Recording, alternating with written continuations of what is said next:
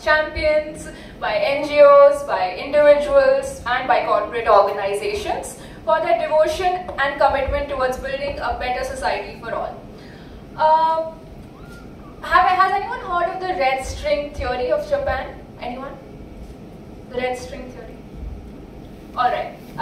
So the red string theory is a Japanese concept which says that there's an invisible red string that's tied to our pinky finger. Yes, she's saying yes to it. And it's connected to our purpose, our ultimate vision of life, and no matter how much we end up wandering away from it, eventually we get connected to that vision and that purpose. If there's any invisible red string between us today, I would say it's volunteering, and that's what we are here to celebrate. So let's begin with the evening. But before we proceed towards creating a memorable night for all of us, I would request us to get a glimpse of how was the past iVolunteer Awards. Can we have the AVP, please?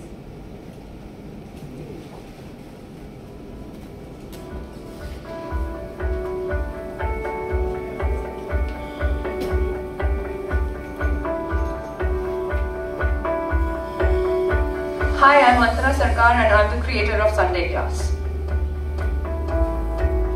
In college, I started volunteering there in NSS, and then I spent a summer in a village in Rajasthan for 2 months where I was teaching underprivileged children.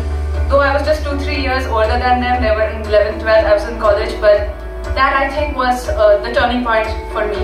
And though I was really young, and they were also very young, but 15 years later, they contact me and tell me of how impactful those 2 months were for them. And I know I could do Sunday class because of my experiences in my youth in volunteering.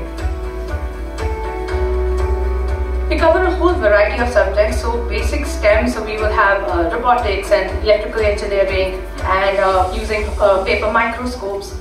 And we talk about sexuality, about periods openly, about teenage crushes. So all of these things we try to cover because in our society, in our countries, these things are usually very taboo subjects. I was told repeatedly that not to include the boys in the conversation, and I was adamant because you cannot remove stigma if you do not have everybody participating in the discussion. Opening that up, I think, makes a huge difference to the life of every child. पहले अगर लड़कों को periods होते थे तो ये सब छुपा के रखते थे. अगर लड़कों को बता दिया तो नॉर्मल बात है, भाई पीरियड्स है. The idea of Sunday class is I want that impact to be generational. So of course I want these kids to get good jobs, to have safe jobs. But at the same time I also want to create adults or human beings when they get married or when they have children or when maybe they become teachers, that no child will fear talking about menstruation in front of them, that their daughters will feel safe talking about it or about child sexual abuse. What I will always cherish is, iVolunteer has created a platform where it's about volunteers, it celebrates volunteering. I would do the work anyway, irrespective of getting an award or not getting an award, but it adds that, that little push, that spring in your step when you get recognized. And on the other hand, a lot of other people get inspired by listening to your stories. So they want to start volunteering, or they help you that maybe they can support you in other ways where you can do even better. We love Sunday class! We love Sunday class! We love Sunday class!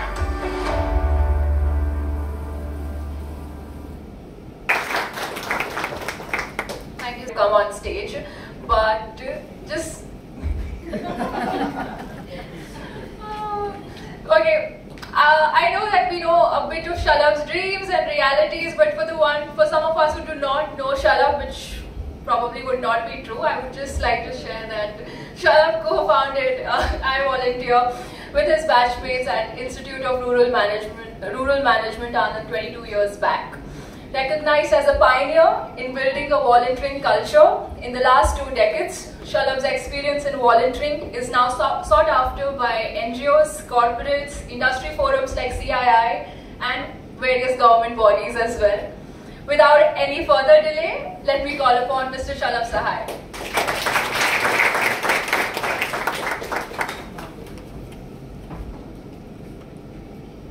The 2 decades thing is repeated so very often, I sometimes think it's purposely done to depict my age. Yeah, okay. Okay, so let me go back to the decades-old story of iVolunteer awards. I think some bit of it was narrated. But in 2011, when we envisioned this award, we felt that in a country so large, with so many things that were happening about volunteering, our society, our country, in its various forms, whether it was in the families, in institutions, in colleges, universities, in youth clubs, in, I don't know, like classrooms or workspaces, it was not given the kind of recognition, it was not given the kind of positive environment or positive motivation. Some did, most places did not. And we felt the need to shine the light on the key volunteers, the movers and shakers of the volunteering movement that are bringing a lot of change. And that was the ethos, that is a core thought behind using which we kind of established iVolunteer Awards. We thought if we can actually shine the light on people, their stories, their aspirations, their passion, then that will trigger a new vigor and create a new movement of volunteering in the country. So that's how we kind of started. So year 1, 2012, we had only 2 categories. The first category was the best hero, but we thought the best volunteer of the year. But we thought instead of best volunteer, can we give it something, a nicer name? And we have volunteer hero, because at the end of the day, our country is kind of, talks about heroes, kind of talks about Bollywood. Even internationally, we're known by heroes in Bollywood. So why don't we talk about real life heroes? And that's how the prominent category, the flagship category, came to be known as volunteer hero.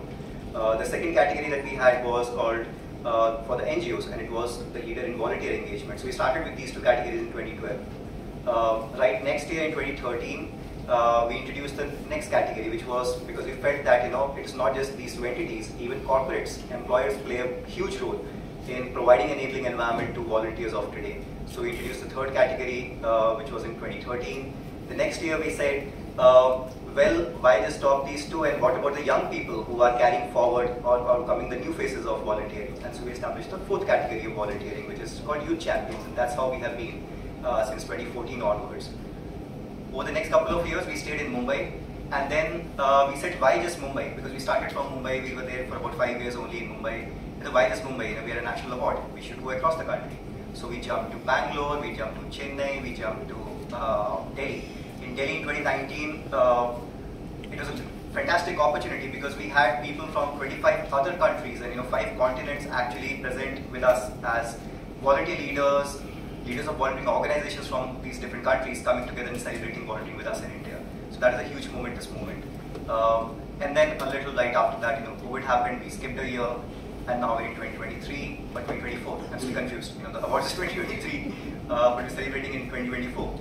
But I think this also comes with those decades thing that you forget numbers. So is it the 11th edition? Is it the 12th edition? Is it 23? Is it 24?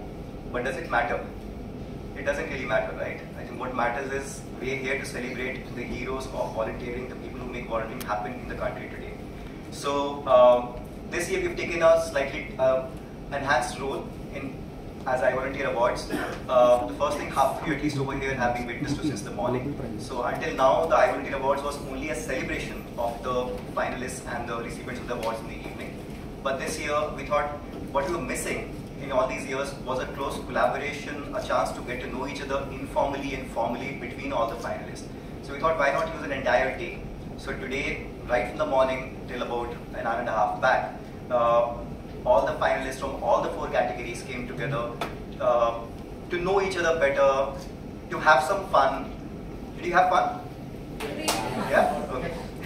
Okay. Thank you. To have some fun, to learn something new, and to probably find ways in which we can collaborate with each other.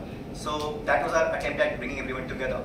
But going forward also, for the rest of the year, I'm here also happy to announce that we are working, we're just finalizing the final things of a partnership with Yuva, which is a UNICEF initiative. CP is here with us from Yuva as well. So we are finalizing this partnership where which will give us another opportunity to not just look at their bodies here on the stage, but actually see how we can amplify the work that they are doing by supporting it in various manners, and especially kind of talk more about it, get more people recognizing their work and these volunteers. So that's going to happen for the rest of the year as well.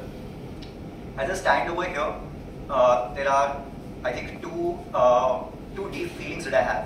One is of gratitude. Gratitude because we started as an organization doing something, we started as an awards program doing something, but I don't think that we would have been here unless it was for the support of the various people who made this journey possible unless it was the volunteering that is actually being done in such an inspiring manner in the country. You know, if volunteering was not really happening, iVolunteer could not have done anything, iVolunteer awards could not have done anything. So I think a lot of gratitude for that, and also the admiration for all the work that you bring in. It's amazing that, you know, if I can say so, you know, none of the iVolunteer volunteers ever win an award. It's interesting, but if you think of it, it's also true, because I think, you know, iVolunteer supports people in their volunteering. But the winners of the awards are people who are actually don't need any such kind of support, who just go out there and do it by themselves. And so it's also a sense of admiration that I have, that a task that we set for ourselves as an organization is a task that all of you carry forward year after year, and definitely going forward. So those are two feelings. As we were doing the volunteering workshop today, during the entire day, you know, there is this common feeling that comes in it. Volunteering is so purposeful. You know, it brings us together. It's so purposeful. It is so fun. I had fun, and I'm sure all of you had a lot of fun because I was partly engaged, but all of you were fully engaged during the day and with the entire workshop. So it's so much fun. Volunteering also binds us together. You know, it makes us feel like, you know, it's not just about I or about us. It's so much more than all of us put together. So, you know, I think that power in the potential of volunteering is something that is really, really energizing, and that is something that we discover and we re-relate every time that you speak to some of the key champions out there. At the same time, it isn't easy.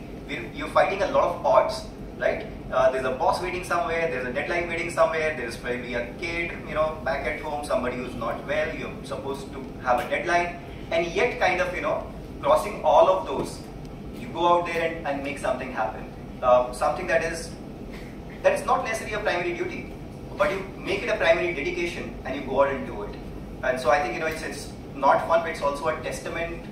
Sorry, it's not easy, but it's a testament to your perseverance, and it's a testament to the possibilities of how the world can be if each of us takes upon ourselves to do something, and not just something, but actually a lot more than that. So just simple wish, let's continue to volunteer, let's continue to persevere to make this world a better place, this country, this society a better place, especially in today's times. We need to work a lot more collaboratively and together, so that we can all be proud of and happy in a place that we want to be in. With that, I would just say, let's celebrate. Thank you.